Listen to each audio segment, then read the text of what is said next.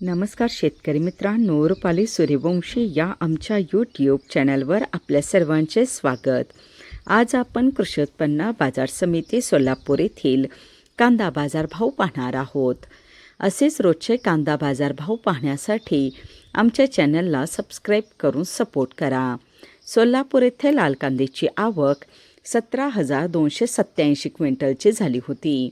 लाल कांद्याला भाव मिळाला आहे किमान दर 100 रुपये, कमाल दर 2,600 रुपये, सर्वसाधारण दर 1,050 रुपये असे होते सोलापूर येथील प्रति क्विंटलमधील कांदा बाजारभाव। सबस्क्राईब करून सपोर्ट करा। सोलापूर येथे लाल कांद्याची आवक 17,287 क्विंटलची झाली होती।